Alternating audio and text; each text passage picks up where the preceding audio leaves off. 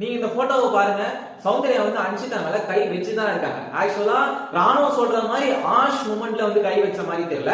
அந்த அம்பர்லா பிடிக்கும் போது அப்பர் ஹேண்ட் வந்து அம்பர்லால இருக்கு, லோவர் ஹேண்ட் வந்து அந்த அம்பர்லாவை புடுங்கிறதுக்காக அன்ஷிதாவோட ஃபிங்கர்ஸை ஓபன் பண்ற மாதிரி தான் அந்த ஃபுட்டேஜ்ல வந்து பிரசன்ட் ஆயிருக்கு.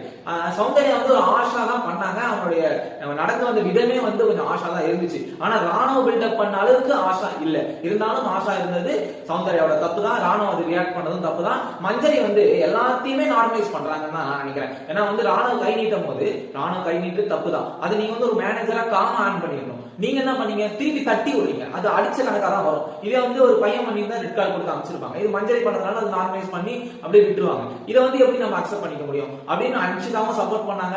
எம்ப்ளாயிஸ் எல்லாமே வந்து ராணுவுக்கு ஸ்டாண்ட் பண்ணி இருந்தாங்க. ராணுவ கை நீண்டது எந்த அளவுக்கு தப்போ அதே மாதிரி அடிச்சது மஞ்சரி தப்பு தான். அது மஞ்சரி சாரி கேட்டாங்க, அந்த சாரி வந்து ஒரு ரியலைஸ் பண்ணி கேட்ட மாதிரி தெரியல. ஆனா சௌந்தர்யா சாரி கேட்டது ரியலைஸ் பண்ணி கேட்ட மாதிரி தான் இருந்துச்சு. சௌந்தர்யா வந்து உண்மையிலே இன்டென்ஷனா அந்த ஃபைட்டை வந்து பண்ணலன்னு நான் நினைக்கிறேன்.